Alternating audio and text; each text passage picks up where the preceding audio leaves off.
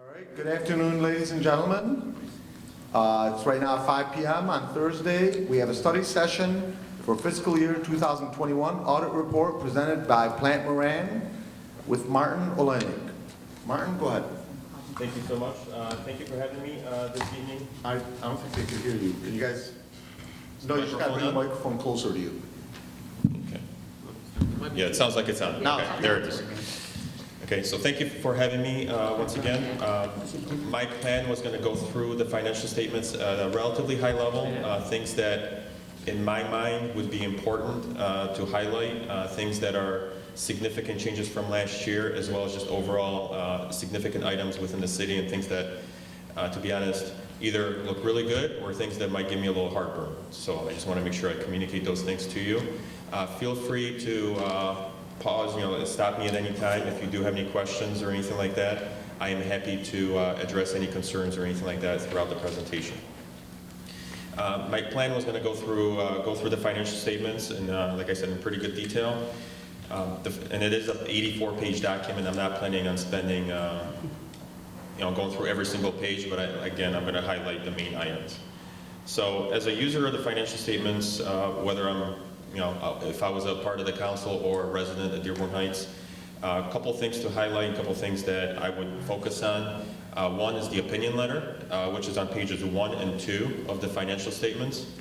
And I am projecting that online right now so that you can, so the residents and people online can see it. So page 1 and 2 is the opinion letter. This is the only item that belongs to Plante Moran.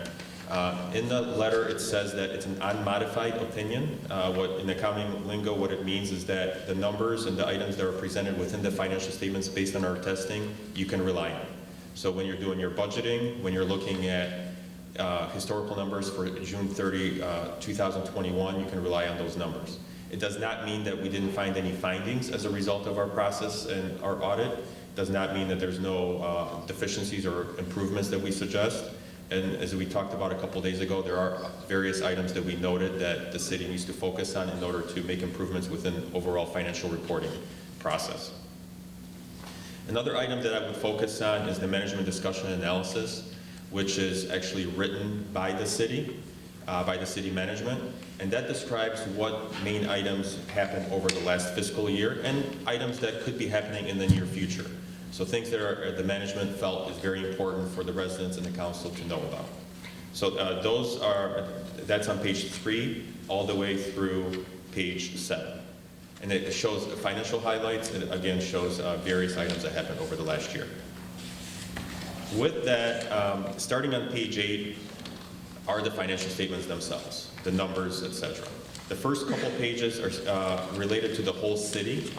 So it's not broken out by fund. It's actually all the governmental funds are grouped in one column. Then you have the enterprise fund, which is the water and sewer fund, is grouped in another column. And then furthest to the right is the component unit, which primarily TIFA. I was not going to focus on this statement. It is a full accrual statement, so it includes fixed assets, long-term debt, things like that. I was not going to focus on this statement. In my mind, the most important pages relate to the corporate fund or the general fund, as some communities know that by, and then also the water and sewer fund. But again, feel free, if you have any questions, feel free to stop me and I can go back to these statements. So with that, I was going to go page 12. No problem.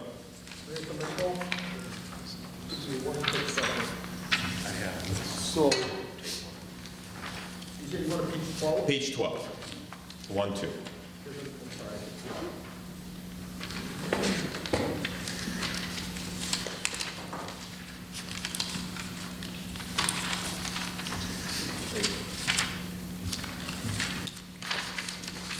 I'm sorry, you can continue. I look at page No problem. 12 on the financial report, right? June 30th on this page? Page 12 on the thick document, yes, on the thickest of documents. Thank you. And this, correct? Correct. So I am working off of the clean copy that does not have draft on it. It is available as well, but the page numbers are going to be almost identical. It should be the same on this one.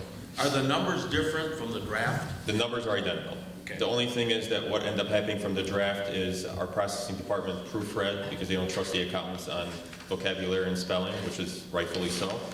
And then also just overall like spacing, things like that, just to make sure everything looks pretty. Okay, thank you. So page 12 is the balance sheet. I was going to focus on the corporate fund, and it does have some significant changes from last year. Cash and cash equivalents, the very first row, is 19.3 million.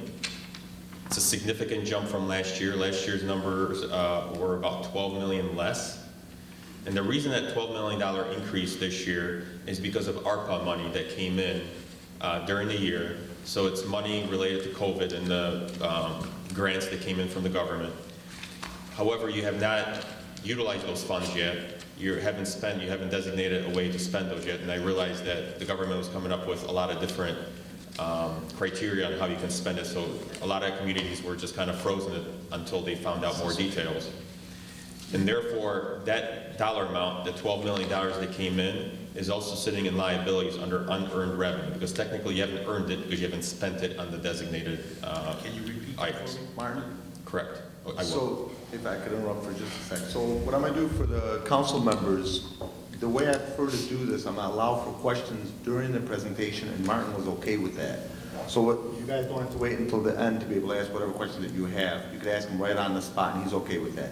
So if you have a question, just raise your hand, I'll see you, or get my attention, and I'll make sure you're able to ask the question right in a minute. And if you could talk real loud and real slow. But go ahead. So you have $19 million in cash sitting as an asset. 12 million of it is you basically can't use it for anything other than a certain purpose. So it's also sitting as a liability. In accounting terminology, it's called unearned revenue because you haven't earned it because you haven't spent it on that purpose.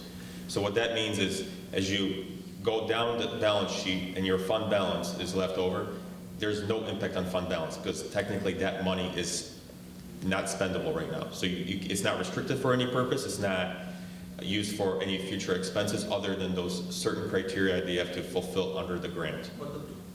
No, just go, you know what? For this particular session, just go ahead and ask your question directly. No, that's fine. 12.1 though is with us.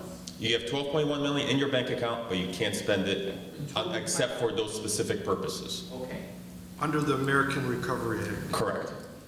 okay, thank you. No problem. So that's a significant change from last year. Clearly, $12 million will stand out. If you go down the page, your overall fund balance, it is broken up. So your overall fund balance for corporate fund is the second number from the bottom. It's at $10,278,423. That's your overall fund balance in the corporate fund. However, a good portion of it is non-spendable as well as restricted for certain purposes. Non-spendable means that money is sitting aside somewhere that it's already been spent. In your case, MMRMA, so it is deposits for insurance claims. Martin? Yes. The unassigned balance, I know when we had a talk with you, you mentioned that you were a little concerned, and that's the thing in the presentation. If you could do me a favor, continue, if there's anything that's of concern to you, say it on the spot, if you don't mind. I don't want to wait until the end Absolutely. for all the concerns. It'll be much easier to be able to digest it. But I know one of the things that you were concerned about is the unassigned balance was at $5,972,429, and you were a little concerned that it was on the low end. What was the amount that how much higher percentage, or what was the dollar amount that you prefer it to be at? So the policy that currently the city has, you're supposed to have 2 months' worth of expenditures in your unassigned fund balance in the corporate fund. In order to, so the $5,972,000 is actually approximately, I believe, 11 or 12%. So it is lower than your policy. So our concern is that your policy is, you should revisit the policy and see if it's appropriate or not. I'm not saying it's not appropriate or anything like that. A lot of folks, when they look at fund balance, historically would be anywhere from 10 to 20 or even 30% would be something like a target fund balance. You are in that range, however, you are below 2 months worth of expenditures. And the reason a lot of communities look at 2 months, especially those with a June year end, is that your property taxes start coming in after year end and they're not due until September 14th. So and a lot of individuals pay right on the deadline early in September. So you technically have July and August to live without any revenue coming in, essentially. So that's why you need fund balance to keep the lights on, keep the payroll going and everything. So that's why the 2 month period is very important. The deadline is in September. Council, Martin, our taxes are due August 15th. Oh, August 15th, okay, I apologize. Okay, so technically you have a little bit more flexibility, if that's the case.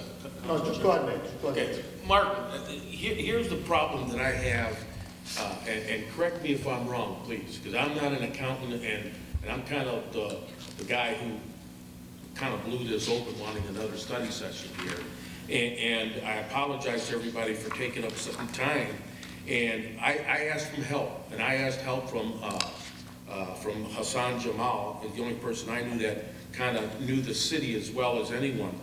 But I'm looking at this total fund balance, and I'm looking at, of course, June 30th, 2021.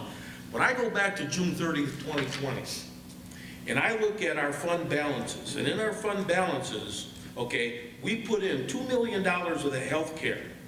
And I don't see that in here. So where did the $2 million go to?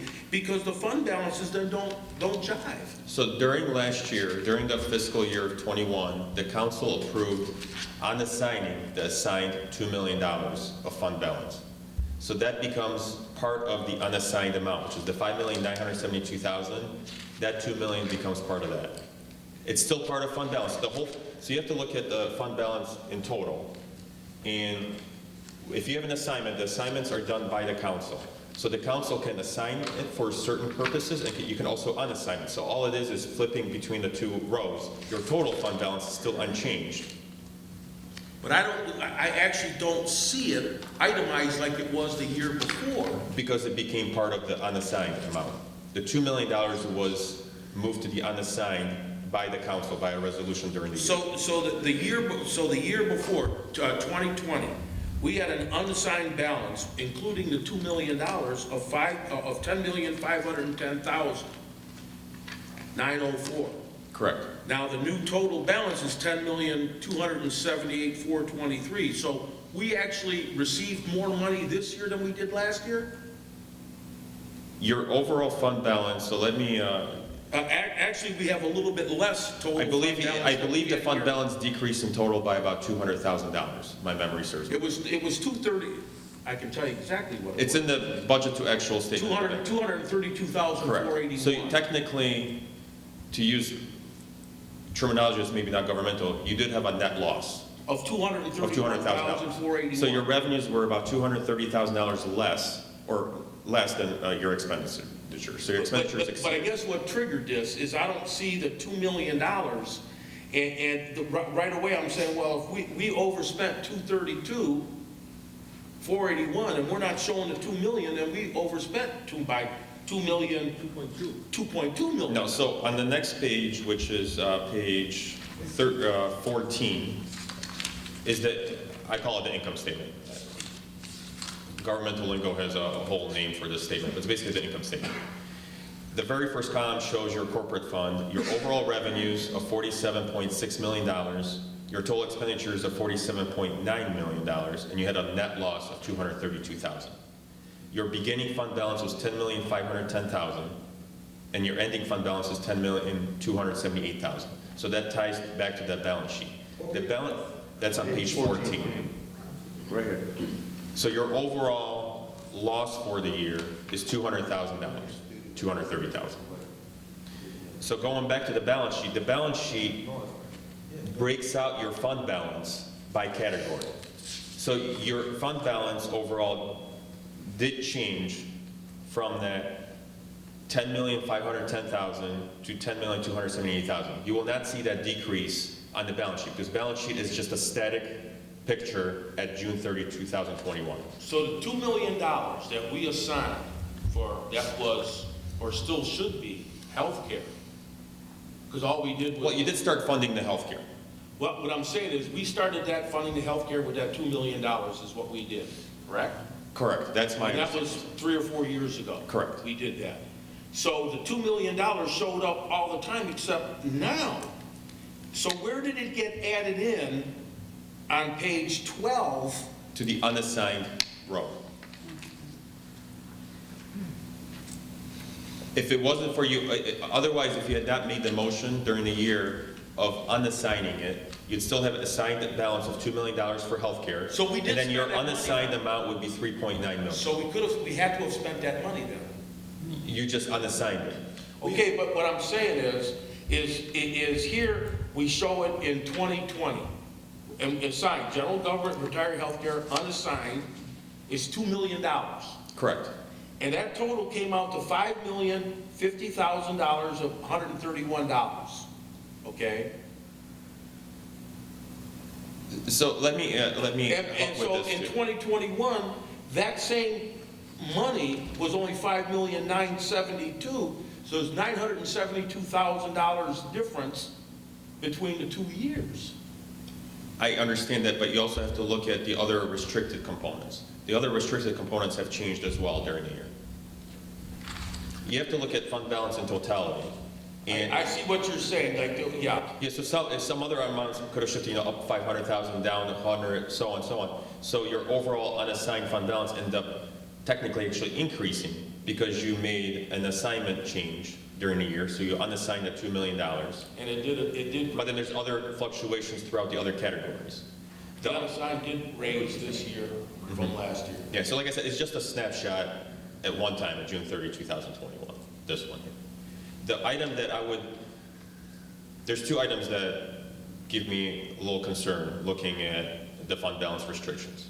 One is, and I realize I'm going to open up a can of worms by Mark, speaking this, but so that 2 million was what was originally put in the account to fund the OPEC and then taken back out by the council. Was that 2 million? that is correct. Okay, go ahead, I'm sorry. And it's purely, so when you make the unassignment, Cash flow. you put it into unassigned fund balance. You can spend it on any purpose at that point you want.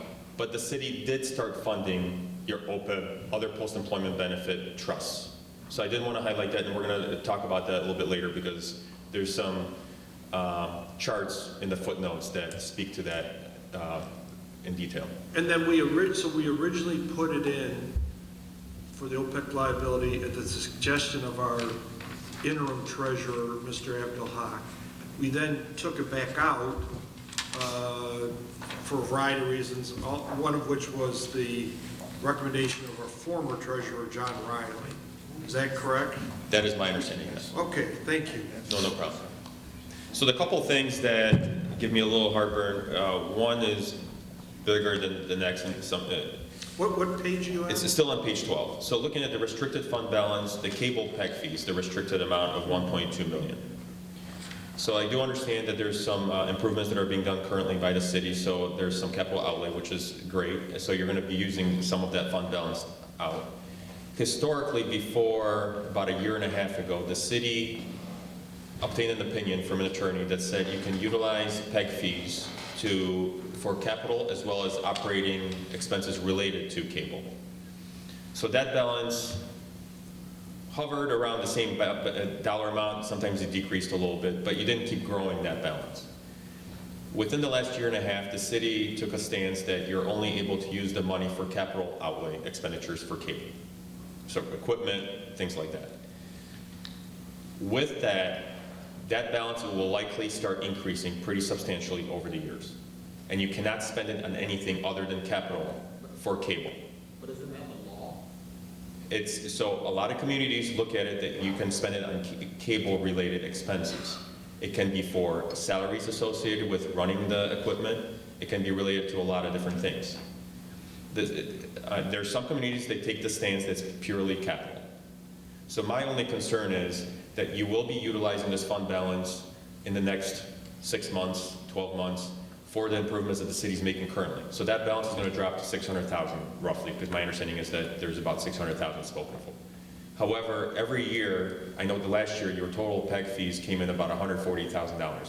So unless you spend $140,000 every year on capital, that balance is going to start skyrocketing pretty quickly. So I just want to make sure that you're aware of it, and in case you wanted to revisit that, I would recommend speaking with an attorney and having maybe a second Well, opinion. I Gary believe Bianchi wrote we hashed that over Yeah. a lot of times. I think if we go through that now, we could be here forever. No, and I'm not saying that this is probably for another day, but the reason I say that this is like a thing that, in my mind, would be important is that if those salaries are not being paid for by PEG fees, those are getting paid for by property taxes. Yeah. So it's not like there's money that just comes from somewhere else. It's just now you're stuck with paying through property taxes. Gary, go ahead. Okay, so I gave an opinion, very well. You may want to get the microphone Oh, closer, sorry. I'm sorry. Yeah, I ended up giving an opinion on this point. It's very well researched, and there was actually a very, I'm just going to do this. There was a ruling by the FCC, which is subject to challenge, that came down prior to me giving that opinion, about a year before. My opinion was that prior to that ruling or that rulemaking order by the FCC, the money could be used for salaries pursuant to state law. But after that point, it's very questionable, even though the decision, the rulemaking order by the FCC is subject to challenge. So I had discussions with then Mayor Plante and said, to be safe, it would be prudent not to end up using the money in the future until the FCC decision is either thrown out or upheld. And I don't know what the status is with respect to that FCC decision. I know that when they ended up having the decision before, it was a decision that was challenged and thrown out. And then they had another decision that they came up with that was upheld in part. So you're taking a risk if you end up using this money, potentially a pretty significant risk, like $1 million risk, if it turns out that the FCC is upheld. And if the FCC is not upheld, then you will end up basically being in a position where you can use it for salaries and other such things, which again, my opinion was, yeah, you could use it up until the FCC came out with this latest order through the rulemaking process. So this is not a matter of getting a second opinion, even if you want, you could get a second opinion, but I feel very strong about that opinion. It's like 15 pages. I shared it with the council. It's very, very clear that the current state of the law is not what it had been. And even the cable attorney for the city, Neil Lato, and I basically discussed some things, and he was not aware of the more recent developments because he basically retired after he gave his opinion, and his opinion had been given before the change by the FCC. So it's very important that we recognize that there could be a very significant risk, but we should be revisiting this if there is a change or if the Sixth Circuit Court of Appeals says FCC, you're wrong, which they did the last time, but they didn't do the first time. So Council Chair. Okay, thank you. Go ahead. Go ahead, Tom. We're not spending any of this on salaries right now, are we? that's correct. You're not. Yeah, You so are not. we're good. So Yes, we're good. now. We're golden We can right go- now. We can go on, we're not, yeah. Yeah, just to dovetail on what Councilor Miyake said, and we all remember the findings of Riemann Robinson regarding some of our past cable franchise money. But so the cable franchise fees used to be all over the place, kept going up, and then Andy Dillon, when he was a state rep, pushed through they called it the AT&T bill, which made it uniform and reduced what cities can get. Well, then on top of that, the cable industry has went from being big to being huge, and there's a state group, ProPac, run through one of the law firms downtown, but the poster child or the biggest advent of using the cable television money for cable television is City of Dearborn. The attorney who I think just retired from Dearborn. And I think it's a fair statement to say, yeah, you can use it for cable expenses. You can't use it for like newsletter or whatever else we used it for. But so, Okay. but the law is like everything unclear. Okay, thank you. So Martin, if you don't mind, to get back on this, because I think we've veered off into the PEG fees, and I don't want to make this No, whole it's thing fine. about PEG fees, so. That's what I said. I hated to open that. You opened up a can of worms. But I felt like it's needed, and I do agree that based on FCC rule, basically capital outlay only, but if that rule changes, or maybe it already did, again, I'm not an attorney, I just want to make sure that the city revisits that, because likely that balance will start growing pretty quickly. It's $140,000, and normally I believe you have capital outlay expenditures that are probably $10,000 or less, except for the big renovations going on right now. Thank you. The next page that I wanted to go to is on page 16, which is water and sewer. So it's the water and sewer balance sheet. And the big item that really changed this past year is under non-current assets or restricted assets. You have $27 million. That's about 6-7 lines down. It's $27,842,887. So that number includes the bond issuance proceeds that came in for the capital improvement bonds for 2021. That's about 25 out of the total amount. What that means is basically you can only utilize those proceeds on the capital outlay that's related to, that was noted in the bond issuance. So it's the Cso improvements as well as the meters. So that money is sitting separately. It's not sitting on the balance sheet in the cash and cash equivalents line item. What are the capital assets, see note 4, so we don't have to go hunting for note 4? So the capital assets, those are just your overall water and sewer lines, capital equipment, things like that, that the water and sewer fund owns. It's all the equipment less depreciation. So that means trucks, Everything, yes. and those are non-current assets, we can't touch them? Non-current because they're, so what that means is, non-current is basically terminology that like they're gonna last you a very long time. So it's not like you can just convert them to cash today. Fixed assets. Okay. Thank you. Yeah, the current assets up top that are noted, so cash and cash equivalents, clearly it's current because it's liquid cash. Receivables are current because you're gonna collect them within a few months. The current versus long-term, it's based on 12-month period. Martin, what were the other receivables under assets there? 815,000. I'd have to double check, I don't recall. Okay, I can follow up on that though. please. And the due from other funds, note 5. And I can go back and look at them, but It was interfund borrowing. I don't think. So what happens at due from other funds, that happens, it's regular for every municipality. So if someone's paying an invoice and the invoice maybe some of it is broken out, most of it belongs maybe to general fund, but there's also an invoice, a portion of it belongs to water and sewer.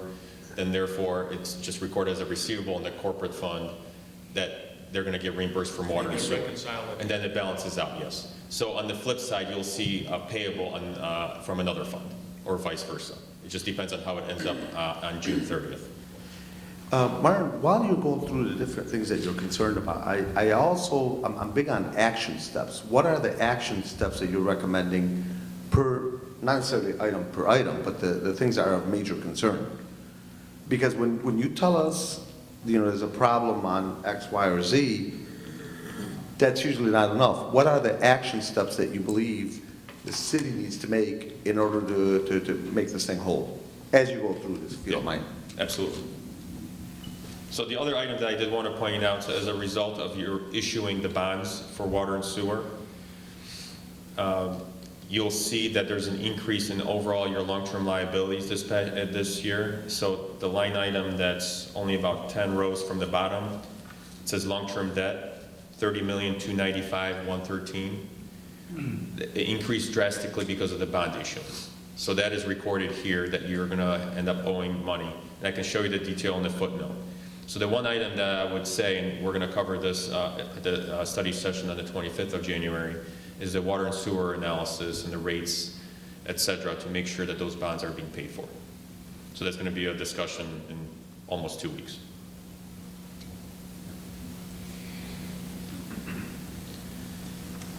From that point on, I did want to look in general. I apologize for anyone viewing this online because they're going to get motion sickness right now because I'm going to scroll down. What page is that? I'm going to fast forward to page 41.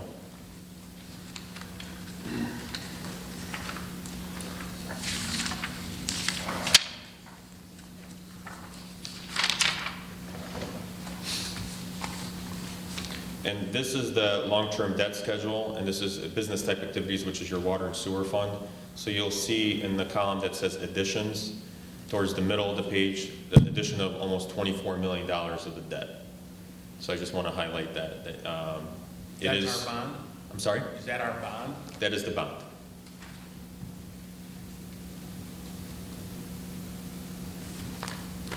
With $4.5 million due the first year, and then after that, the payments go down to about $1.5 million principal and interest roughly. And Martin, the money we had left over from the other project being paid off, when is the down payment on these bonds, correct?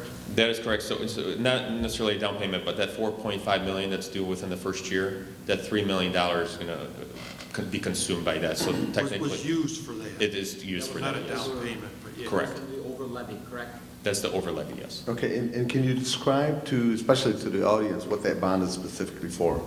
So that bond came out for the Cso projects that you're required to do by the state, as well as the new water meters. They're supposed to be purchased and installed within the next couple of years. And please describe, again, for the sake of the audience, Cso projects, not specifically, but in general terms. So the Cso projects, it's a specific area of the city where you have essentially, my understanding is flooding issues. I'm not an engineer, but essentially flooding issues, just overall issues with environmental hazards as a result. And the city or the state is mandating that you make improvements. My understanding Combined is sewer overflow. Combined sewer overflow. Correct. And they're trying to separate the The sewage from sewage from stormwater to help, alleviate that problem. correct. And you've had some, and so in order to avoid environmental issues, I know that the city's been trying to delay those projects for a few years. And now it's basically like, it's time to start working on those. So that's why the issuance of the bonds in order to pay for those. Yeah, that can was kicked down the road for about 10 years. Yeah, I couldn't remember exactly how long, but I knew it was a number of And I was years. very vocal on it, why we didn't do it when we could have probably saved $5 million 10 years ago, or $7 million with the financial cost of labor and material. But it come upon us and we got to do it now, so. So with that, I was going to scroll down to footnotes 8 and 9 and essentially focus on page 46 first. And that's the pension system and your overall liability as well as the assets that you have within the plan. So you have two different pension plans. One is for the general government employees as well, and then the second one is the police and fire retirement system. So the first chart on this page shows your general government. The first column, the total pension liability, is the actuarially determined liability that you have at the end of the year. And that is, if you look at the bottom of that chart, it's $54 million. That's your total liability as determined by the actuary for the general government employees retirement system. The second column over, what's called planned net position, basically it's your assets, your investments, cash, etc., to pay for those liabilities in the first column. So the second column shows $47 million in your overall assets to cover that $54 million liability, which that means you're left over with $7 million.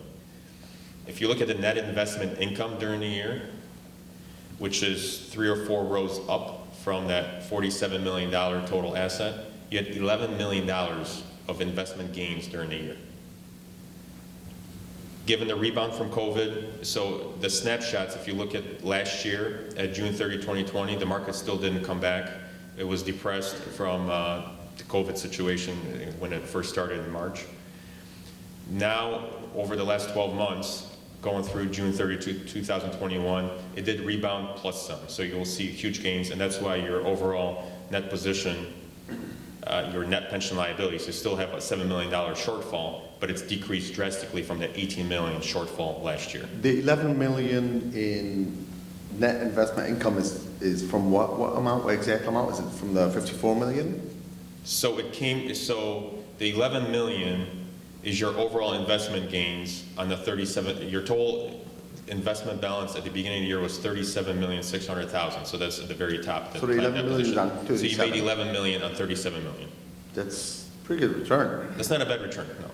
And that's with COVID and everything in the market. So things rebounded quite a bit starting like after July 1st of 2020. things started really rebounding in the market. What do we drop to, do we know? I don't know for sure. The snapshot, if you had looked at, and I know I don't believe there's a report, but if you looked at the end of March of 2020, it'd probably be really, really bad. So, Luckily, it started rebounding by the time June 30, so that, 2020. when we keep looking at that one number that was always on the blackboard of $168 million in a deficit for our OPEB. Oh, that's on the next couple pages. I'll show you that. And we're gonna go. That's going to be my other heartburn item. Okay, so I'll wait till we get. Yeah, there. this is the item that I feel really good about right here. Okay. So I'll let you continue, and we'll get there Okay. when we get there. So the state, by the way, is Go ahead, Tom. mandating. Oh, go ahead. Yes, sorry. The 11,411,000, is that a profit, or is that what we invested? and- It's a gain. It's an unreal. It's a gain on your investments. It's a during the- profit, not counting the initial investment. Correct. I mean, you might have significant losses, so your initial investment could have been higher than the 37 million. I don't know. I'm just saying that technically it's just a gain over that 12-month period. Do you anticipate we'll be making the 7 million this year to make it flush with them? Yeah, it's hard to say where you're at right now. I know the market's still been up a little bit, so in theory, there should be some investment earnings still so far this year. Martin? So under net liability, there are some numbers in parentheses. So one way of reading that is It's a loss. if these numbers are a liability or we owe, the ones in parentheses are a plus, or that's not the way to read it? It's actually correct. So the very far column is the net pension liability, so it's what's left over, how much you still have to fund once you kind of apply your assets that you have. So any negative means your liability is decreasing. So that $11 million gain decreases your liability by 11 million. So that's why you have that in parentheses. So that bottom number, that 7,000,007 is a liability. It's your overall liability, what's left to fund at June 30th, 2021. Okay, it could have a minus sign before it, I guess, or it's a liability. Yeah, it's just the presentation, but you're absolutely correct. It's a liability. And so the 11,483 on line, the net, that's a gain. That is a gain, yes. That's a So reduction in the liability. it's a reduction in the liability. So the gain shows in the planned net position, the second column or the middle column, as a plus because it's adding to your assets, because that column is your overall assets, but it's I got you. subtracting in the next column because the liability is reducing. Thanks. So it's the same mirror image for your police and fire retirement system down below. It starts out with the total pension liability at the beginning of the year was 224 million. It increased a little bit based on actuarial analysis to 229 million, roughly 230 million. The second column shows the beginning assets at 169 or 170 million. In this one, you had a $59 million investment income. Basically, percentage-wise, it's very similar to the general employees. It's just bigger numbers, so that's why. And your overall assets at the end of the year were 221 million, roughly. So your overall liability for your police and fire retirement system is about 9.1 million out of a total of $230 million liability. So it's very well funded right now. You're not 100% funded, but you're pretty darn close. Now, that's part of Act 345, correct? Your contributions go in through, so Act 345 pays for some of these contributions, yes. So so Act 345 goes into this. Correct. So does that Not to show- the upper chart, because the upper chart is general government. The Act 345 goes into police and fire. Yes. So where does Act 345 show in this? Contributions, where it shows contributions employer in the middle of that chart, 5.2 million. That will be, That was Act 345. that's Act 345. That's Act 345 for pension, City. just pension, Just pension in this chart, yes. just pension.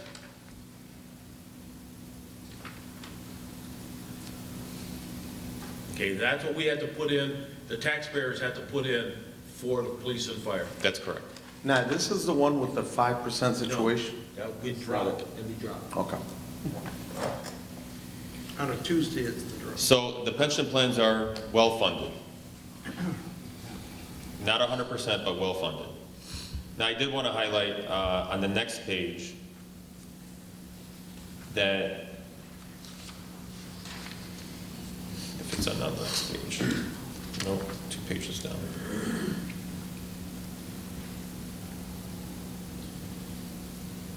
I'm sorry, Mark, Okay. before you move on, where it says interest, the 17 million, is that something that we're making on it, or something that somebody's charging us for it? So the interest is just purely based on the actuarial analysis, like time value of money and having the liability, and so it's just a calculation from, I guess, the actuary that comes in. And so no one's really charging interest on it, but it's, and I'm far from an actuary, so I'm not going to pretend to be one.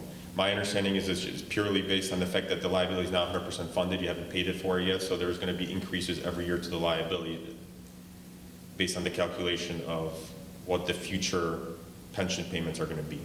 So it's like a time value of money calculation. So your liability keeps going up every year as a result until all the employees or all the retirees are paid for. And I realize I'm not explaining 100%, but again, I'm not an actuary, so. When we talked last time, you said this is over 30 years, or this is to cover the 30-year period, or? So the pension system, so this covers all your retirees, basically until all the retirees are paid for. There's an act for the state that says that if you're underfunded, you have so many years to make up for the underfunding. The pension system is over that minimum that you're required to be, which is 60%. So there's no underfunding. You don't have to worry about 30 years or anything like that. People are living longer. So that's one of the reasons why the liability keeps going up. Martin, on the contribution, the employer and employee, obviously the city's the employer. Now, we pay that much, I mean, how, the employee contributions, is that taken out of their pay? That's or correct. So to speak? That's my understanding, correct. So it's employer contributions. So it's employee, it comes out of the paychecks, it's based on the union contracts. Okay, so, all right.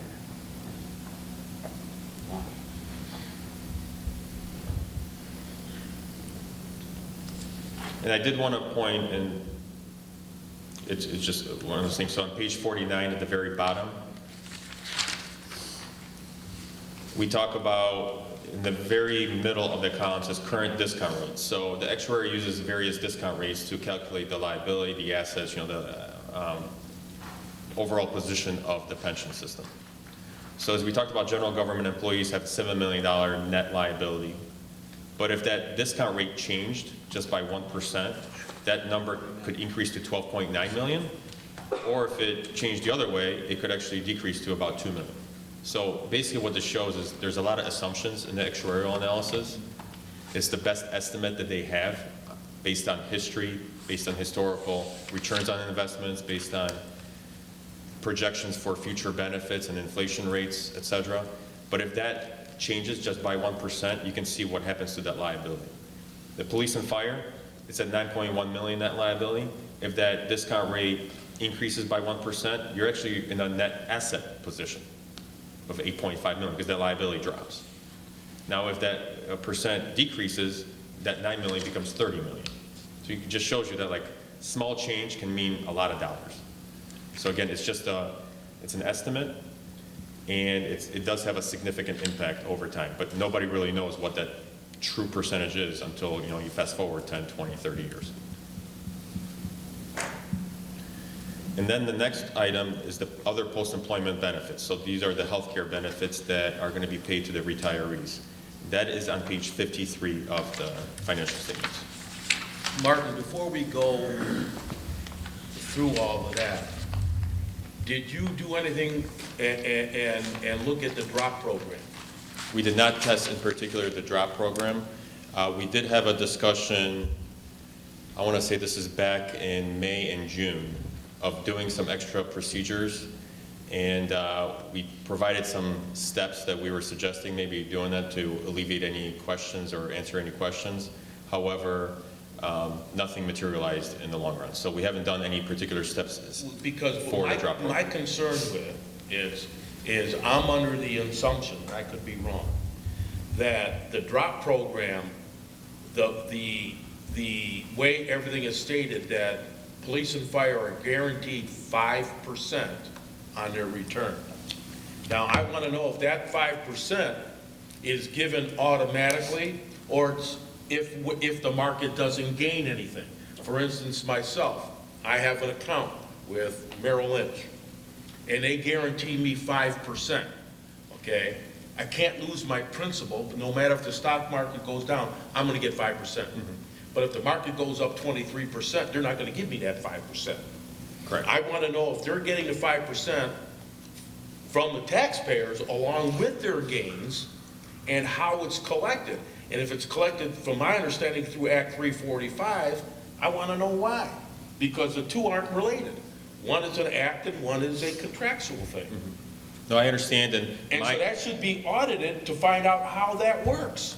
So if you'd like us to test that, we can definitely test that. My understanding is based on the contract that the 5% is guaranteed, but if the gains are higher than 5%, the city is not liable for anything. And that's what I'd like to see, because I don't see it. And our taxpayers need to know where their tax dollars are going. So there's been, as you are aware, one of the residents has asked in regards to that particular fact. They said that they could not find it anywhere in the contract. So I don't know if that's necessarily you, or maybe Gary can Gary provide us. wrote a letter on it. I wrote a letter on this, and frankly, right now, without reviewing the letter, I don't remember all the stuff, but my recollection was it's what's required in the current contract, and if you're going to end up addressing the issue, you need to address what's in the current contract. Correct. Yeah, But his- So but these are the, when I look at a financial statement, and we put in X amount of dollars to a drop program, that should be in this book. This should be public knowledge, and it's not here.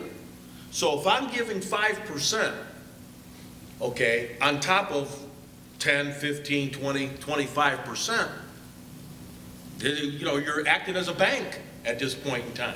We get a separate audit of the pension system, as I recall.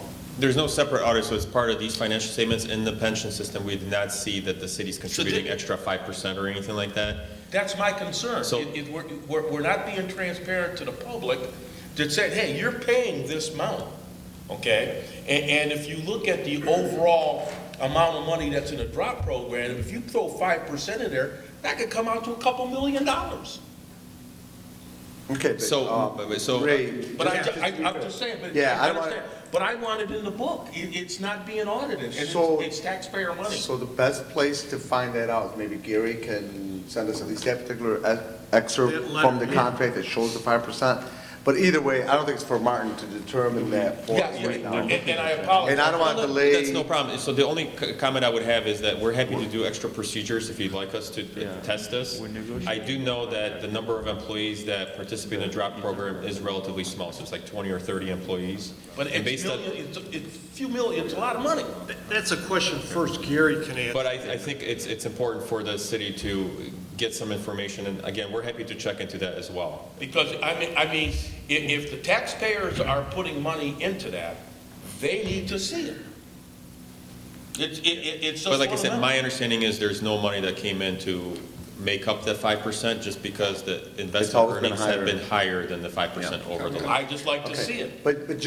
but just to be fair, this is something that's just a part of the contract, part of the negotiations, A, which would be more something on administration to provide to us, but B, in addition to that, don't forget, any type of pension or incentives like that is a Should be- part of the ways, but that's part of the ways that we bring in police officers, firemen, where they want to come here instead of other cities, because our pay is not necessarily the greatest. Councilman, if I was a CPA, and I'm not, and I just happened to go on the state website, and I bring this stuff up, and I knew exactly what I was looking for, it's not here. So I'm gonna, when I go down to City Hall and pay my taxes, I got a legitimate beef. But when you say it's not here, the only way it should be in here is if there was an actual dollar amount that was paid But it by should- the city but it should towards the be- pension. I know, but what you're referencing is what's in the contract. and No, there was no, nothing. no, no, no, Contract, no, no. You're right. If it's zero contribution, then it should be said, zero contribution, because the rate of return was higher than 5%. Gary, go ahead. This would be my recommendation. I did a letter on this. I don't remember all the ramifications of the letter. If there's an issue with respect to where the money is, that's not something that I would address. That would be something that the pension fund or the account. And we tried that. Yes, Or the I mean, pension attorneys. Can you, Gary, maybe resend the letter? Maybe I can send the letter and Yes, send the letter over. because we also have newer council members too. Right, so I'll resend the letter and. I remember that. Copy Martin as well with regard to that. And then if there are issues that need to be looked into that require accounting expertise, they can look into it. But my point is, it's not for Martin to determine I agree with how that much we part. pay. But even if it's zero, I don't know if it's necessarily, if there was nothing, the contract says that a minimum, they'll get a minimum 5%, if it's 5%, we'll be paying it. But if we didn't pay nothing this year, then there's nothing to But go it on shows- there. Yeah, but you can show a zero Should be a added to line it. item. Should be a line item. Would there, okay, so let me ask you this, per accounting practices, would there be a line item on there saying zero? It would not be normally, no. Okay, So let me ask you something. But, you know, it's something that. No, that's fine. It's something that could be definitely looked into. It could be put into the MD&A, the Management Discussion Analysis, to show the numbers of how many contributions went in to supplement any drop program, you know, shortfalls or anything like that. My understanding is zero, and it's been zero for, I believe, since the inception, because I believe your returns have been higher than the 5% over the lifetime. But I think it's something that could be incorporated into the future without any issues, or in the future. I should know, but I don't know. How long have you been auditing in the city of Dearborn Heights? Personally, about 14 years. 14 years. Have you ever seen it where there was a drop and we had to come out and pay for it? Those 14 years? I have not seen that, no. Because in the 14 years, if we had to pay something, you would have known it.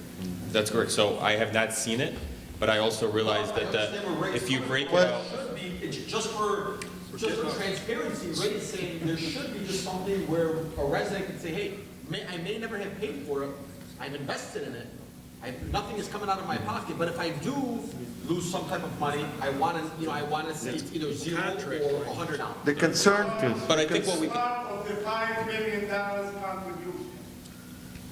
Excuse me? It's a part of the $5 million contribution.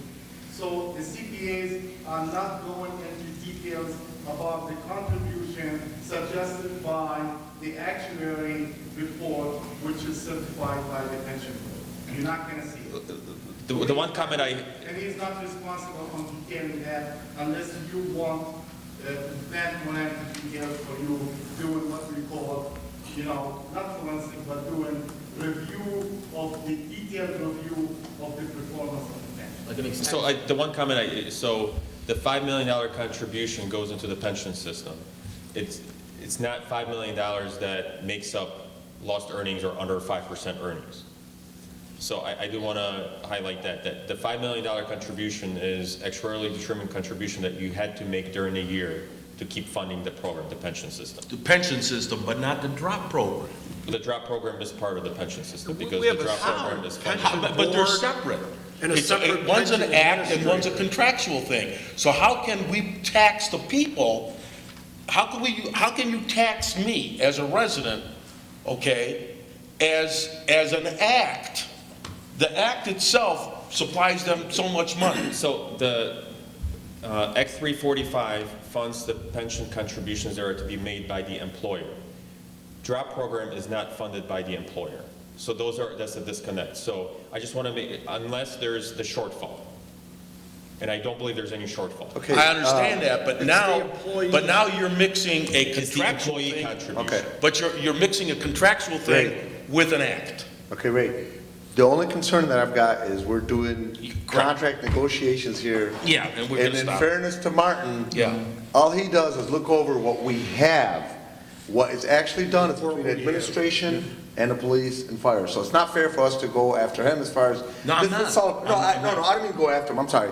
But that's all a part of contract negotiations and we can't be doing it right now. So Martin, if you don't mind, continue with the No rest of the problem. stuff. The one comment I do have to say that, like, when Council Miyake forwards the letter, and if there's any accounting assistance or anything that we can provide, we'd be happy to. I'll be okay with maybe doing just a small study session if the council members needed one. Okay. I'm pro bono. That's what everybody asks lawyers. I'm going through the tunnel, I can't hear you. The term pro bono is for lawyers. Page 53 is the other post-employment benefits, so it's the healthcare system. So on the flip side, so as I mentioned, pension system is pretty well funded. These charts show the general government employees. The top is the trust for the general government employees, and at the bottom is the police and fire.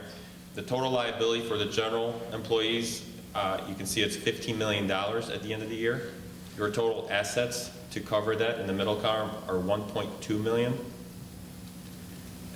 And your net liability as a result is $49 million. So that shows that your pension plan, or your OPEB general employee plan, is funded 2.38%. 2.8? 2.38. That's pretty low. It's very low. However, you just started the trust a year earlier. You just started funding the trust. How long do you say it's gonna take? You had a prediction? So you have to get to 40% funding, and I believe it's 30 years allowed by the state. But it's only 40% funding. So in order to get to that, you have to have about $20 million in assets at the end of the 40 years. So Dave's granddaughter will be, fixing this all up. Correct. Nice. She becomes a police officer, right? Well, no, this is, CPA. So when I say those assets have to become that, so it doesn't mean that the city has to contribute all $20 million. There's going to be investment earnings, there's going to be, various things that come in. But I just want to highlight that you are 2.38% funded. That would be one item that gives me heartburn. Well, this is something that we would just pay it in full every year. Okay. Correct. So the other thing too, it's very important to note, is that the city was not doing anything that's not proper. He doesn't show the 2.8. The pension system is required by the state that you have to fund it, you have to pre-fund it. The healthcare system, the OPEB system, there's no such requirement. There's never been such a requirement. They have to put in so much money every year. The only requirement is, as the insurance bills come in, Blue Cross or whomever, and you have to pay for the retirees that the city pays. Pay as you go. Pay as you go. Okay. So the city's always done that, and it's never been an issue. Now you have to pre-fund it based on state rules. So now the city is pre-funding it, and that's why you'll see some of it. So the balance has increased. So last year your balance was $466,000. This year's 1.2. So you are making those increases over time. So it's going to take quite a bit of time. Maybe council chair's great-granddaughter or great-great-great-granddaughter is going to see it 100% funded. Okay, so the concern I've got, I know this particular number has been low on almost a regular basis, almost every time we've had an audit, as long as I've been on council, almost 8 years. What's the corrective action? I know more money has to be put into it. What are other best practices? What are other cities doing in order to have better corrective action than this? Because the 2.38 is obviously very low, as you mentioned, and you're very concerned about it. What kind of corrective action do you recommend? So the city has filed a corrective action plan with the state. The state did accept it.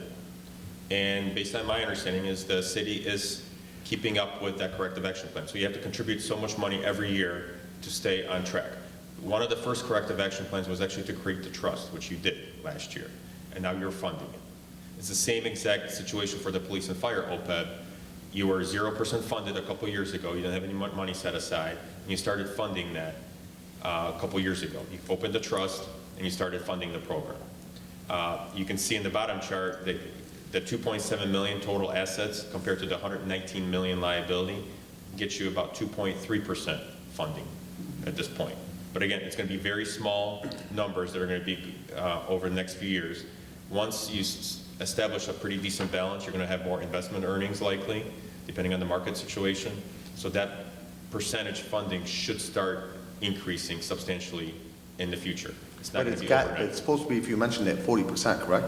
The minimum is 40% by the state. Now- After, And we are at don't quote me on this, but I 2.38? believe it's after 30 years. But we are at 2.38. Correct. You were at 0 a year and a half ago. Now, we go back to Act 345, which is the pension, but we usually collect more money for health care through that act, because we've been collecting 10, 12, 13 million dollars. Correct. So that's So part of the, $13 million only covers for 1 year? I mean, not $13 million, $8 million only covers 1 year? the numbers are pretty staggering, yes. So- So the city is a very big city. You have a lot of retayees, you have a lot of employees. No. So the numbers are pretty huge. So the Act 345 is collecting money for health care for everybody, including the retirees? For police and fire, yes. Yes, so for the retirees of police and fire. And we're self-insured and it's administrative. Well, I don't want to get to that point, so I just want to see where that other money is going. It's Yes, for so- everybody, not just the current employees. So you'll see the contributions employer here in the police and fire OPEB is 3.6 million. So add that to the 5.2 million or so. So that's, your yeah, total. so that's where it's all at, okay. That's understandable. Councilman, plus what we pay cost for the retirees healthcare. And that's, I'm understanding that now. Thank you. So 345 cover the pension payment, retirees, healthcare, and OPM. Okay, that's fine. I understand that now. And there was a change in the accounting standard, making things stricter a few years ago or more, that So we're really low on both of these. made this more apparent. Is that fair? So we really did, pushing and on. actually, on your full accrual statements, which is the very first couple pages of these statements, it actually put them on the balance sheet. So that 116 million at the end of this year is actually sitting on your balance sheet as a liability. How long ago was that change? Is 2 years ago? I want to say about 3 or 4 years ago, Thanks. roughly. Okay, for the record, Plante Moran was warning the city since 2004 about the lack of funding for the retirees, both general government and police and fire, lack of setting aside funding for their health care since 2003. So I give credit to Plante Moran for reminding every year the city administration that we need to fund that. We did not, the state go ahead, go for it, go as you go, until the state come down with the amount and require by law. It's Act 200-217 for the city to mandatory fund the healthcare retirement for both general government and police and fire with at least 40%, and if you are not required to have a plan, the city did put a plan. The current mayor was part of that, forcing the administration. Mr. Vignati did put the trust, 115 trust, both trusts in place, and that's where we become. Mr. Jamal, we can continue on with Martin's presentation, and later when you speak, you can tell us all of that. But I'm just saying thank you. Yeah, the one item I do want to make sure that everybody knows, the city was not doing anything incorrect or illegal by any means. No, well, we know that. But you just did not fund it. Some communities did, some communities did not. There is a relatively small percentage of communities in Michigan that are fully funded. Again, very small percentage. There's a percentage of municipalities, and I want to say probably about a third, that's under the 40%. Don't quote me on that, but I know it's a pretty staggering number. And then there's a lot of communities that are somewhere in between. So you're not alone in this regard. I'm not saying that this makes it any better. I know it's still a big number, and it's a number that you have to focus on, so that way over time you fund it, so that way your ancestors don't have to worry about it, don't have to lose sleep over it. But at the same time, it's not something that has to be an overnight. It is a slow process. You did recommend to fund it. Our recommendation is to fund it, absolutely. Every year. Our recommendation is to fund it, you're correct. But it's not something that's mandatory by We any have means. 30 years to. Okay, let's Okay. continue. Correct. Guys, we gotta minimize the comments unless they're Yeah. important, because we So- have a lot to go through. To be honest, like, those were the main items I was gonna cover Okay. in that regard. So what I'm gonna do now, Martin, I'm gonna give you a little break, so you can drink a little water or whatever. I did promise Hassan Jamal that we'd give him 5 to 7 minutes. He had some things that he wanted to talk to us about. So give you a little break, and then we'll bring you back up for the rest of the questions. I don't know why you short them by 3 minutes. All right? Because you already spoke inside of the meeting. All right, well, I didn't ask for it. Ray Muscat, Council must have come on up. and the mayor approved it. So Come on up. I got about 4 questions for Mark. We're excited for you, Hassan. I'm going to put you on a timer now, and when I tell you to stop, you stop. I can stop now. I wanted to sit here anyway because I haven't been here in about 34 years. There we go. So there you go. I can stop now. Oh, you go to school here? 34 years. 34 years plus some 30 years. For those in the audience, Martin went to school here, so he's getting a lot of good memories. What's your locker combination? Is it a high school? You know, if he's a CPA, he probably remembers it. You don't know your locker combination? Well, what kind of student were you? I remember mine. He played basketball. I don't even remember teacher's name, unfortunately. Okay. It's really bad. Good evening. Good evening, son. I am being summoned by one of the council members, and with permission of the mayor, I am here. I am putting my old hat, which was, I was director for the grant and budget compliance for the city during that period. That's why Councilman Muscat obligate me to do this observation regarding this, since I was the compliance for the budget. So my observations are not the word of the Lord. It's only my observations. The auditors are independent. They can stick to what they wanted to do. They can report this with your approval or not your approval. They are independent. My comments are not an audit or anything. My comment based on observation from the data they based their audit on. So their data are correct.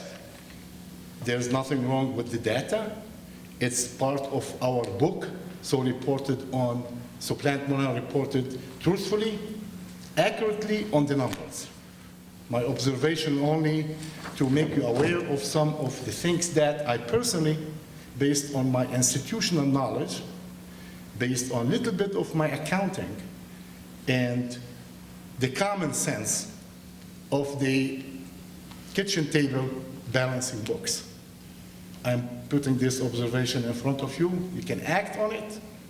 You can ask for whatever you want, but those are not stone. Those are not the word of the Lord. Your thoughts? All right. First of all, the financial highlight on page 3 regarding the increase of our property tax, $1.8 million. This is something I didn't give you a copy of, but this is part of what Martin's talked about, CPA Martin. The $1.8 million are actually only very small portion, which is about 300 something are unrestricted. 1.471, they are restricted funds specifically for Act 345. So those are money you can't use. They are restricted for the police and fire retirees. So the $1.8 million is a general number. I don't disagree the way they reported. I prefer to be reported actually based on unrestricted and restricted funds, because you have nothing to do with the restricted funds. You can only deal with unrestricted funds or unassigned funds. So let's move to other things, like at the middle of that, it says it makes a statement will be paid from the first payment for, like Martin referred to, as what we call a balance or reserve, a one-time water and sewer reserve. There was no reserve. There was a CSO over taxation of $3.8 or $4 million. And that started way back in 2004. And they keep piling those taxations and having the balance grow with the warning, specifically from Plante Moran. Every year, they're saying, consider your high balance of the CSO, and you have to calculate it in the new year of taxation. It kept growing until we end up with overtaxation of almost $4 million. Those $4 million, this is how it's supposed to be reported. Not as reserve. They are not reserved for anything. So, but Martin was accurate. We are going to use them as a first payment, for the bond. plus the $450,000 interest on the bond. Let's move, to where it says it will be paid. So, and then from consumer sewer and water rate for 20 years. Well, I give you a packet from the security report filed in the state of Michigan Treasury Department web. You can look at it, and it states there, under number 4, limited tax pledge. It never says water and sewer unless we consider that under the CPA rules, which I am not aware of, or under the CAB, or under the State of Michigan Treasury Charter of Accounting, we consider limited tax pledge that this is what the council approved. Number 4 is what the council approved. It says very clear. Sure, I'm sorry, bond. Mr. Jamal, what packet are you looking at? I gave you a package, Councilman, it should be in yours. I gave you a It's copy. a packet he passed out today, not from a previous packet. These, that he just passed out today. Shows you the bond statement. Just this? No, the packet, he gave you a packet, it's a letter in a written Can you form. share it with, can you share more? Please. What page do you want? I am on page number 3 of the resolution by the council, which being reported to the State of Michigan Treasury Department under security report. Thank you. All right, so number 4, it says, bond and shall advance as a first budget obligation from its general fund available therefore, or if necessary, levy taxes upon all taxable property in the city subject to applicable constitution, statute, whatever. It never says, that's what you approved. The council, this is resolution by the council. Yeah. Now, if you move to the next page, which is, again, where it says, where you fill up the form, and this is signed by the treasurer, by the controller. It says, go ahead. What it says, primary security pledge, where it's read, limited taxes. Go down there. It says, there is secondary security pledge. It says nothing. It says none. Why under other you didn't disclose as being a water and sewage fund? You could have done that. So, excuse me, Chair, please look at this paper because it's important. You signed off on it. I understand. So, source of repayment. Look at it. Tax. It says others. It never specifies water and sewage fund. So, if you wanted to use the sewer and the water and sewage fund, to me, I have no comment other than to encourage you, unless the CPA says, wait a minute, this is reported to the bondholder like that. Are we going to change this? Are we allowed to change this? I leave that to the CPA to advise you. I don't know. If I am, I won't do it from the water and sewage fund. I won't pay for that bond. But that's what it says in the management report. So what we are saying in the management report that we are paying from the sewage and water fund. How's that? And this is a report going to go to state. Mr. Hassan, let me ask you a quick question here. And I agree with you on that, and I believe I spoke with Mr. Martin yesterday about it. But I don't think that has really anything to do with our budget at this point in time. What do you mean? This is the audit report. It's in your management statement. Okay, that's fine, that's fine. I am not bringing it up because it's nowhere.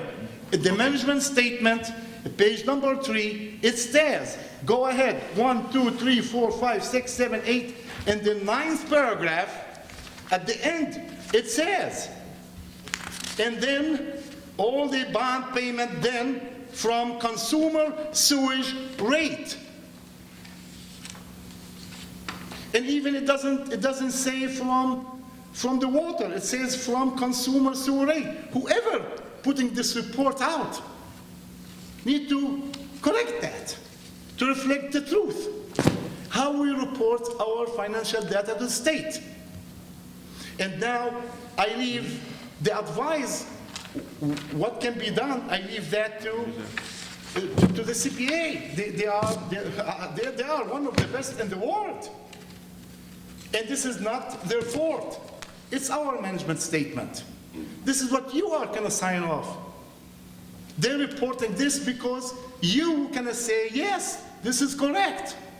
But at the same time, you state to the state and to the bondholder otherwise. So this is not Plante Moran's statement. And I wasn't part of it. Because by the time this issued, the mayor assigned me to another job. I am no more part of the compliance. So let's move on. Now, Martin, do you wanna put something regarding that? It's okay for them to pay? I mean, I don't know. I can discuss that for you. Yes. It's not a problem. So, and I agree with what they say. But I need to bring this to your attention. Because if I can see it, there's too many out there can see that. And believe me or not, Councilman Muscat seen it before me. Councilman Muscat, tell the audience and tell the other part what you remember when you signed. Well, I remember when we were discussing a bond issue of $25 million. I really didn't want $25 million. I wanted the water meters and the CSO separated. And the bond that we could have issued would have been about $17 million. And I remember receiving the quotes. It was like a one-page quote. And we really still don't really know how much all of this is going to cost for the water meters. So we bonded an additional, I don't know, $9.5 million. Or $8.5 million for water meters, and the actual cost per water meter, is I really don't even know what it is. And what about where you have the basis on that? Well, again, I mean, we needed to get it done, and this is the problem when we don't take our time to do things like this. You know, this CSO thing, and it was not from this administration. Let me make that perfectly clear. This can was kicked down the road for 10 years or more. Let's stay there. So what you said also about where we pay this from, when they say it's from the water and what you said. Yeah, and I didn't want it to be paid from water and sewage because it was putting a hamper on people paying their water bills. And I'm hoping that everybody pays just a fair share, because if I've got a household of 5 people, I'm going to be using X amount of water. And if I've got a household of 2 people. So my observation came from Council Pro Tem Muscat when he said, Hassan, it says here, you was the compliance director. It says here from the water. I remember I don't want to pay it from the water. So that's why I went to the state and looked at the security report, how it's being reported, how the council approved it. So we have to deal. So now we have to deal with that. So that's how I wasn't digging for it. The councilman here, making attention. Look, you took my time. You took some of. I stopped it. We stopped it. Okay. So 2 other very very small other things. Hassan, to be fair, I gave you 10 minutes with no problem. 15 seconds. I'll give you It's up to you. I mean. I'll give you another 90 seconds. Go ahead. Okay. Thank you. A minute and a half. If you look at page 12, the government fund balance sheet. Of your handout. this is in yours, in your one. Okay, Ma- page The audit Yeah. report, the,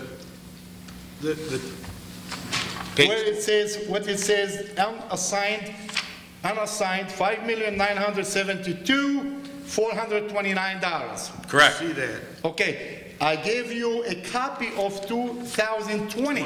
That's what I was looking. Okay, so if you add the unassigned fund balance from last year, when we converted the assigned to non-assigned, the total will be $7,050,131,000. All right? Great? All right. So now, I gave you also page 62. On page 62 of this year, which is part of my package, required supplemental information, budgetary comparison schedule, corporate fund. Do you have that in front of you? You should. Where it says there is $232,481 deficit for this year. Yes, we You talked see about it? that earlier. Okay, so if this year we only were $234,000 deficit, correct? If we take that money out of the $7,051,131, we should have an assigned fund balance of $6,817, not $5,972. Did Martin answer that? What, can I finish first? You got 1 minute. Yes. So if we have a balance, true balance, as I see it, for 6,817, then we would be in compliance with the 16% or 2-month average expenditures. That's going to reflect on actually the finding. So I don't know, maybe Martin can explain. If we are saying we have revenue of 51, Your okay, time's up, sir. I can. Thank you. Thank you, Hassan. Thank you. Thank you, Hassan. Martin, you want to give just a brief answer to the question? And then after that, we'll continue with other questions from the Table. council members. And then after that, we're going to have public comments from the audience. Sure. So there's a couple items. One was the capital improvement bonds that were discussed, and the other one is the fund balance. So the fund balance, as discussed earlier, is broken up into various components.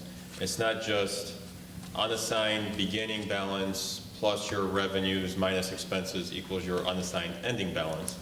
It's your total fund balance. So your total fund balance has to be looked at. If you look at the revenues during the year, you had other sources that came in that some of them have to be used for specific purposes. Sanitation levy is one of them. So sanitation levy shows up in your revenue on page 63, as Mr. Hassan is showing. However, the expenditures are slightly smaller. So your restricted amount for sanitation actually increased this year by a pretty substantial number, about $500,000. There's other items that restricted fund balance increased as well. So if you look at your cable PEG fees, that balance increased. So you can't just look at unassigned and say, well, we unassigned the $2 million from the assigned portion, add it to the beginning balance, plus subtract the net income for the fund and say should be the ending unassigned balance. You have to look at all the components in total. And in total, if you look at last year's ending fund balance for the general fund, you subtract out the $230,000 loss in the general fund for the year, you end up with the total fund balance that shows up on your financial statements. The components you have to look at individually to see what happened over time. So that's question or item number one. The capital improvement funds. I'm so sorry, Martin. Yes.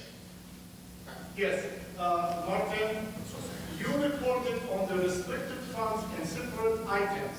They're all positive. So there was no reduction of the unrestricted funds, okay, because of the shortfall of the restricted. So your statement does not be supported by your numbers. I'm sorry. So if I'm looking at last year's report, the June 30, 2020, There's no reduction That's- in the restricted funds. Okay, Hassan, just to be fair, go ahead, Martin. I'm sorry, do you mind sharing the screen? I'm doing math on the calculator just to see what our total restricted fund balance was last year. I'll be,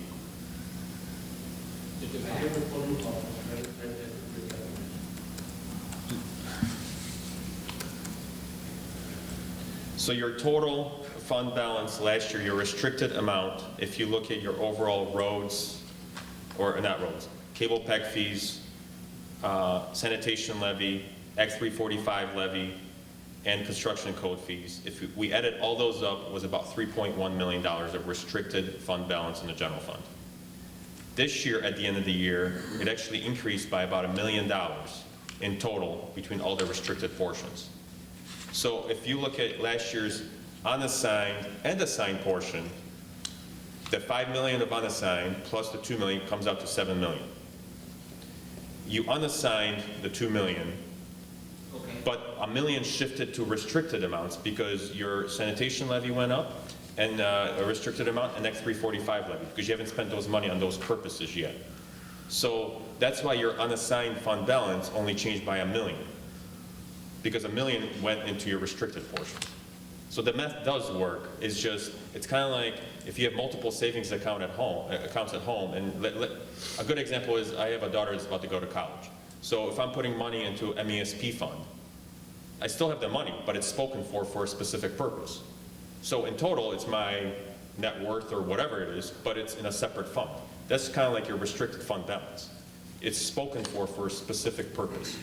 So you're just shifting it. So like I moved it from my savings account, the $5,000 or however much I contributed, into her MESP account, and now it's spoken for. So that's exactly what's happening here. So it's not like you're short on the money, it's not like you spent it, it's just sitting in for a specific purpose. Okay. Any other council members have questions? I have general questions, Go ahead. not about this issue, right? And then I can, Well, generally. there's also Let's keep it to this stuff. Yeah. I just want to make sure we stick with the audit, though. Questions about the audit. Okay, go ahead. So, number one, Martin, and thank you very much. You gave a very thorough, good snapshot and look at an explanation of our strengths and weaknesses. The 95,000, that was a estimated, I guess, loss from the water fund. Is it a fair statement to say that was money written off on water bills? Could that have been part or a large part of that, water bills written off, or is that hard to say? no, so what ends up happening, so I assume that you're referring to the 95,000 that was not posted. Right. So the 95,000, so not to give away all the trade secrets for our testing, but for water and sewer fund, when we look at the receivables, so we test your revenues, we do a sample, plus we also look at based on purchase or sales of units to residents, we look at independent reports. We do a lot of analytics to do that. So we do that on sales, we do it on expenses, we also do it on your receivable balance at the end of the year. So when we compared all the data and we looked at your at the end of the year receivable balance, it seemed off by $95,000. It seemed like it could be too high. So we're saying it's a projected amount because we're really not sure if it's off or not. In my opinion, based on all the information and other testing that we did, your accounts receivable balance in the water and sewer fund is completely and accurately stated. It's just our analytics were showing that could be off by 95,000 out of the total 8 million or something like that. It's a pretty substantial accounts receivable balance. So in order to not do extensive additional testing, we talked to the city and said, let's just put it on this projected error. We're not sure if it's really an error or not. And then over the coming months, when the city's collecting the receivables, you'll see if you collect all the receivables or not. And in my mind, that's exactly what's going to happen. You're going to collect all the receivables. There's no issue or anything like that. Does that 95,000 include like unmetered loss? No, it's just 95,000, just purely your total receivables. So like all your billings that you sent out to the residents, it just seemed higher than normal in the years past. And what ends up happening is it's really, again, 95,000 out of the total amount, it's a very small percentage, But if you think about, like there could have been slightly higher water use in June, because June could have been a drier month than the year before. So that's why your receivables balance went up and out of proportion a little bit. So it's very weather driven. It's also economy driven, because when the economy is bad, individuals stop watering their lawns because they want to conserve some money. They don't care about the dead grass. And the economy is going great. They want to have the greenest grass ever, like out of the whole block. So there are some variations, and that's why we were not really concerned about the dollar amount. And my second question, which I'll ask quickly, and you'll probably have to get back to us, is, so I have some of the past year reports here, audit reports 2017, 2019. If you know, or if you can look up, how many past years over the past 10 years was slowness, what I'll call, in the reconciliation of the bank statements mentioned as a finding. It was not in 2017. And I asked the prior treasurer, and he says over the 10 years, it was maybe mentioned 1 year. So that wasn't a successive finding. You said, I thought I heard you say that the ideal is to reconcile the bank statements within 30 days. Correct. We were closer to 3 months. And how often that appeared in the past? So based on what I recollect, it never occurred in the past under the old treasurer's watch, I guess. But you did have a lot of changes this past year. So this happens very often when you have a lot of changes. So you had the retirement of the treasurer, you had an interim treasurer, then you had a new treasurer. And as the changes occur, things do tend to get, fall through the cracks a little bit. You did end up ultimately reconciling the cash balances, but it did take a lot longer than normal. And one of the biggest issues in any community, in any business, is really cash, right? You have to safeguard cash. Waiting 3 months to reconcile a cash account could be a problem because, and I'm not saying anybody did this, and clearly nobody did this because no one's living on the beach somewhere, but in theory, somebody could take a lot of money from the city and the city would not know, in this case, for 3 months until the cash is reconciled. So that's why cash is so important. That's why we're highlighting this item, because cash should be reconciled the following month after month end. And to be honest, ideally it would be reconciled within a week or two. But you mentioned in the report it was 30 to 45 days. So 30 days is We're like, comfortable. we're comfortable with it.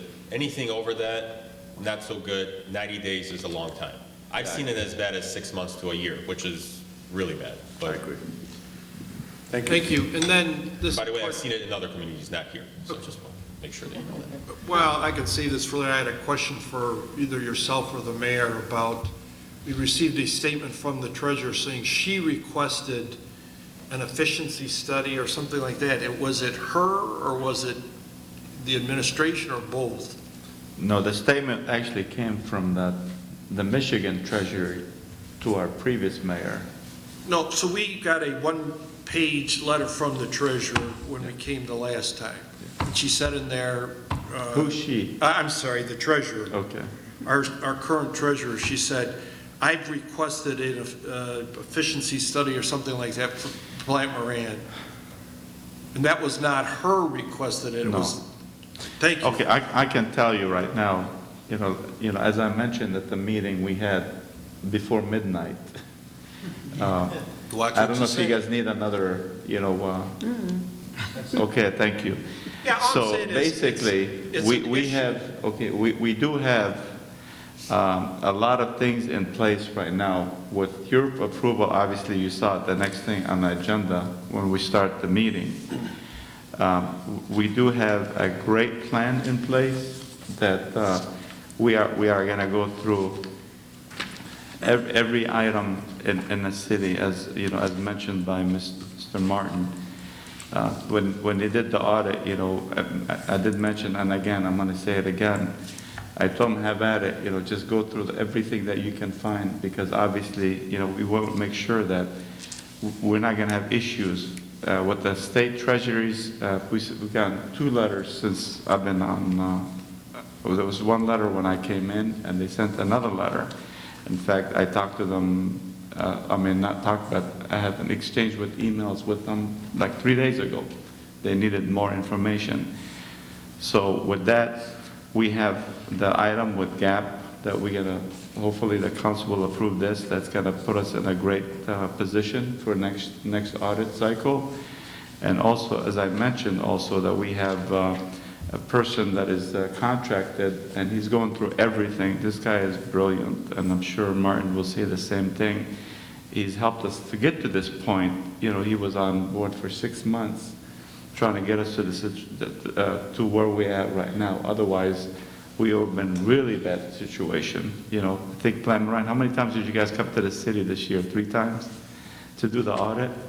So, yeah, about 2 or 3 times. I got you. Okay, so we do have a plan, you know, we have the findings, but we have an extensive plan that we make sure that this is not, we're not gonna have the findings that we had for the last 10 years. Thank you. Okay, thank you. Thank you, Councilman. Martin, I have a question for you. If you were to do right now a rating, and in that order, number 1, number 2, number 3, what are the top 3 things that need to be addressed this year, based on your findings on the audit? I would focus on your And overall. name them in order. I want them ranked. Number 1, accounting records. I'm sorry? Accounting records are number 1. You should What do not- you mean by that? You Give me- should not wait 7 months to get the audited financial statement. Correct. So that's number 1. In my opinion, you should be able to, within a month or 2 after year end, you should have a clean trial balance financial statement that come in from your finance department without any issues, without any adjustments. And what as a you are result of the audit. referencing there, because this audit is through June 30th, 2021, and we are looking at it here mid-January. Correct. Which typically, as you told me when I spoke with you on the phone, it's typically right around October, November that we're doing this. Okay, that's number 1. That's number 1. So with, on that, because I want to address the top topics. And on that one, I have every comfort in the world that this administration is going to be doing everything within their power to make sure that that's addressed. I do know that we have a mayor that's a former auditor. I do know he's a military man, so I know he crosses the T's and dots the I's. And me and him have had conversation, and he's committed to making sure this is done. So that one, hopefully we'll have that resolved this year. Things will be done right. Next. I would look at the ARPA money that you have, and I would look at ways to spend it over the next few years. Make sure that you spend it properly, but you make sure that you make the right investments. So that would be high priority. I'd probably make it 2 or 3.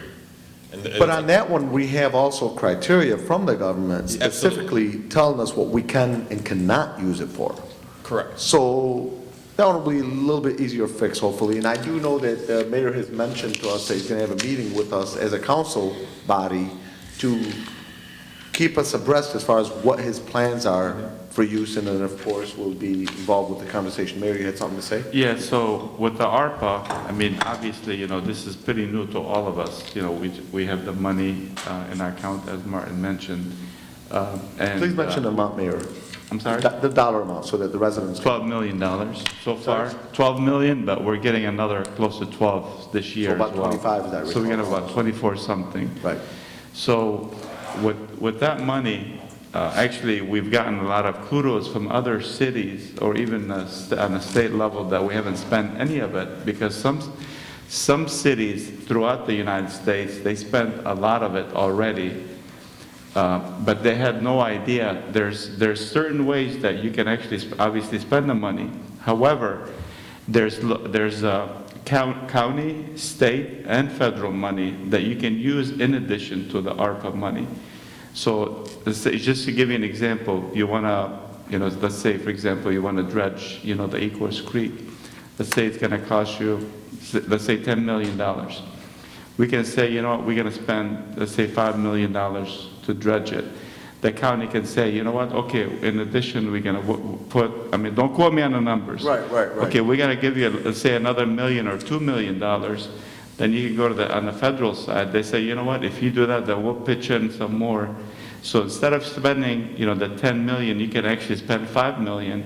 Then you can get funding for the rest of the 5. That's a great idea. So with that, that's why we really haven't done anything with it, you know, because we're very cautious, you know, with how to spend it, you know, where to spend it, and we need, that's another thing, another council meeting that we have to let you know that my plan for having somebody to track that, because that's, every penny have to be accounted for. Correct. So you can't spend a dollar without accounting for it. And so that's why we're cautious. We want to make sure that we have somebody or an entity or a person to be on site to make sure that stuff is done. So we are working on it, and I will present it to the council as soon as we have the plan ready. Thank you. Third item, Martin. I would look at your OPEB plan, make sure you stick with your corrective action plan. Make sure that you're funded at the 40% level in, I believe we talked about 30 years. So that would be high priority for me as well. Do you have any recommendation how to do that, like maybe amount-wise? So you do have a plan in place, and I don't recall exactly how much money is going in every year. I would just make sure you stick with it and you monitor your investment earnings as well to make sure you're on pace with that percentage to get over that 40%. Martin, it is based on actual report every 2 weeks. So it is calculated accurately by certified actual reports. Okay. If you had to rank us as far as this audit, and you had to give us a grade as far as how we're performing, where would you grade us? We're in a school here. And let me tell you why I'm asking some of these questions. Because sometimes you can take something very complex such as this, and you need to have the residents know where we stand. And this is what gives them a better perspective, because we've been talking here for a few hours, a couple hours, and an hour on Tuesday, and we've thrown around all kinds of numbers. But I want the residents to get a bird's eye view as far as where we stand. And I know I'm putting you on the spot, and this is not necessarily a reflection of the administration, because I know there's been some mistakes that have happened for many, many, many, many years. And I know that the current administration is doing everything they can to make corrective actions, and I like that. But still, where we stand today, where do we stand? Because you know the city needs to know, I want to know, and then the residents need to know. So if you were grading us, Thank you we're for at putting me on the Riverside spot. School here, it's okay. You can't. I know we're not A+, and I know we're not A. So I can That's tell our you right goal. now, so That's I everybody's can't- goal. So I can't grade you on your financial position. No, So no, that's no, a no. very I'm hard- talking but about if in I'm terms looking of at your things that need to be worked on. record keeping and things like that, so given the material weaknesses that you've had over the years, I would say for a number of years, you're probably resting around a C.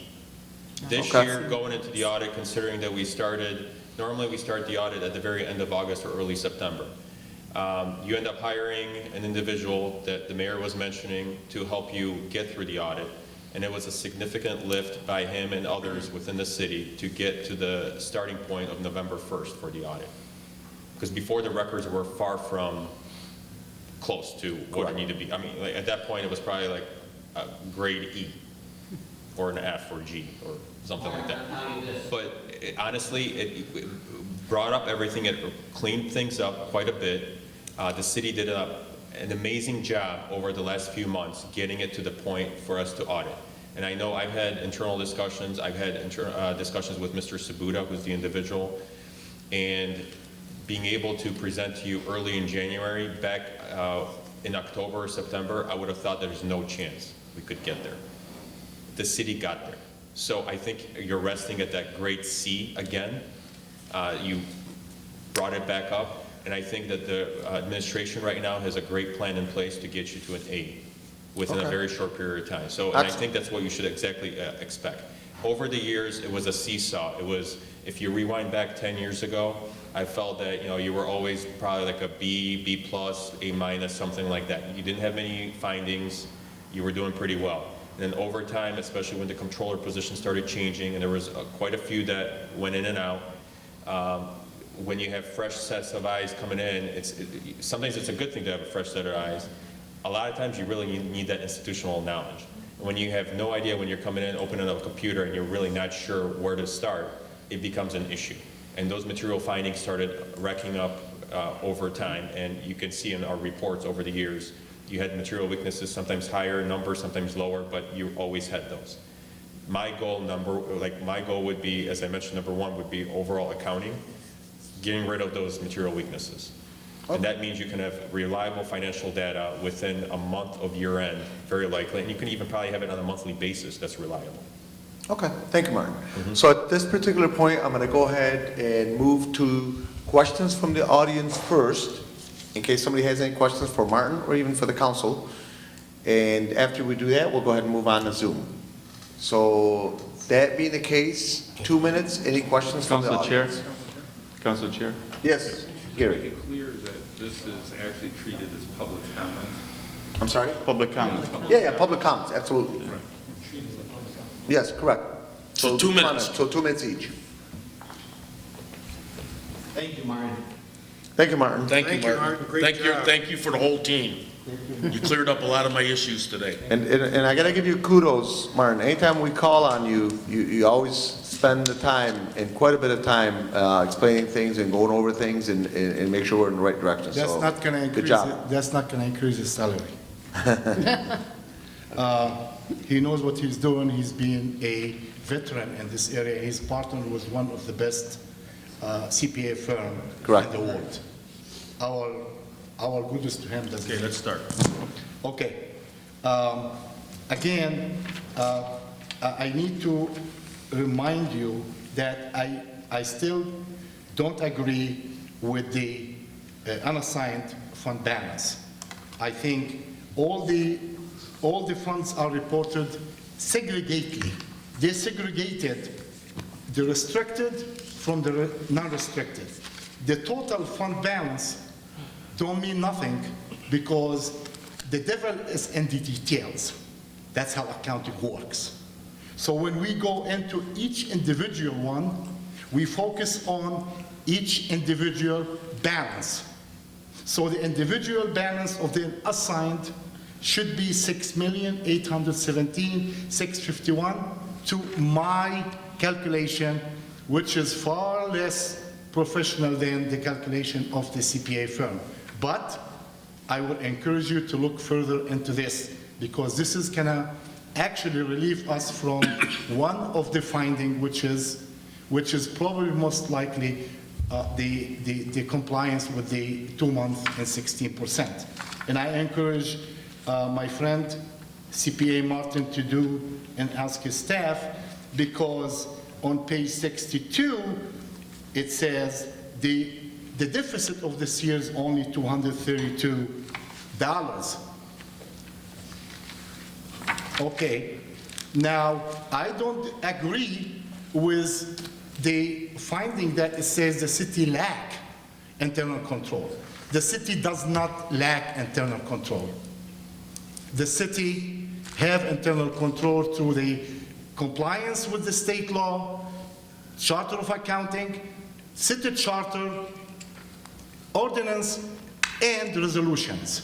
We may have some deficiency in not following our internal control, but we don't lack internal control. We do have internal control, and I'm sorry for that. Thank you. Thank you, Mr. Jamal. Thank you. Thank you. Is there any other public comments from the audience? Going once, twice? Yeah. Okay, so we're gonna go ahead and move on to Zoom now. Now, during the Zoom, if anybody has any public comments, please keep an eye on our city clerk, Lincenia. She'll put up a card that will say 30 seconds, 15 seconds, and then stop. So please keep an eye on that because we're trying to avoid being rude and getting somebody to stop, but at the same time, we have to abide by the rules. Thank you. Lynn, anybody on Zoom that you want to let on? We do. Stan, do you want me to unmute him? We have Vince Dombrowski.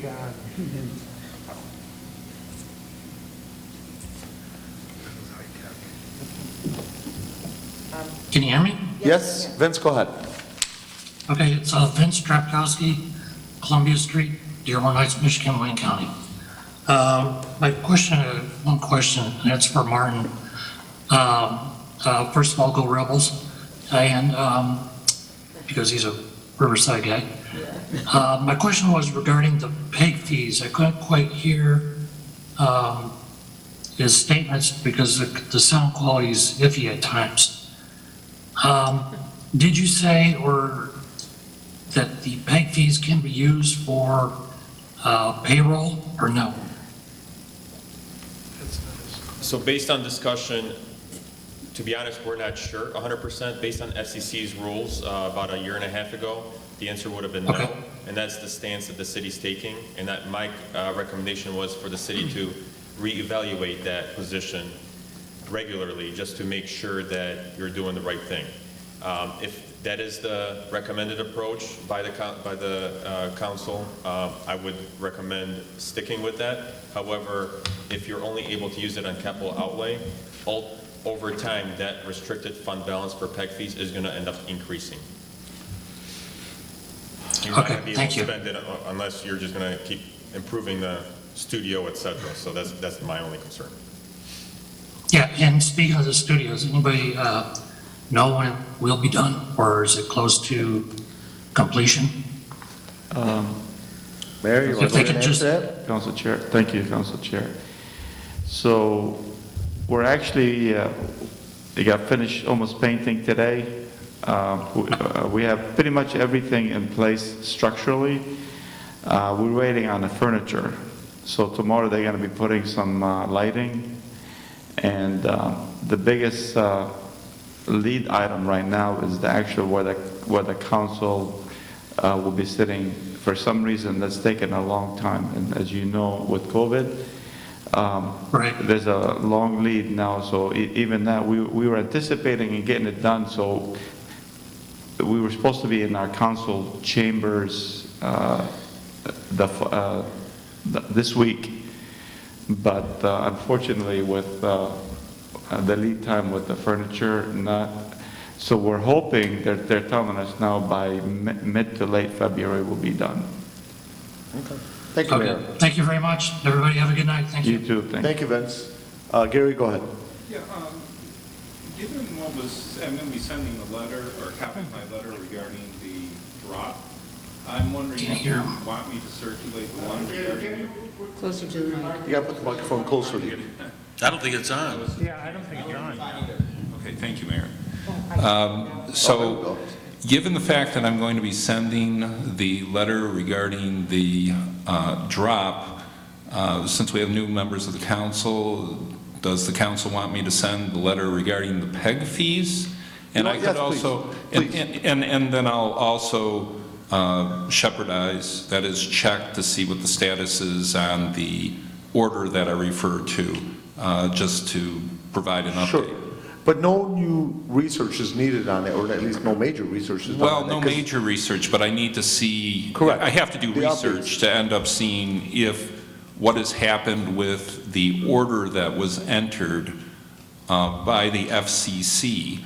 The FCC is the body that makes these determinations. Correct. And they basically said, no, you can't do this anymore. And that's why we had that. If that's been overruled, then we'll be able to. So you're going to update that particular section? Because I know they were pretty thorough, the emails that you sent on both particular issues, so yes, thank you. They were. Yeah, if you don't mind, please send them again to the council members. Okay, will do.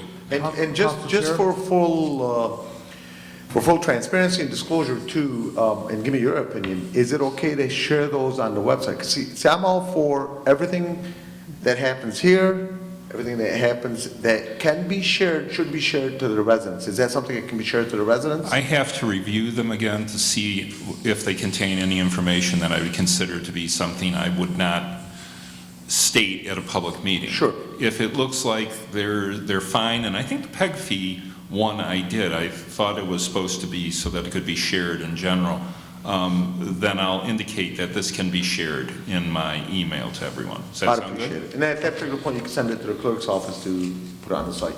Okay. Councilman Tom Wenzel, go ahead. In all due respect to our corporation counsel, his letter is really kind of invalid until you find out the FCC ruling. Is that correct? I mean... No, the FCC had made the, without getting into too much detail, but basically what happened is as Councilman Constant said, there was a general federal statute that was passed. That was not necessarily absolutely clear about how PEG fees could be used, what portion of them could be used for capital outlay and for general expenses.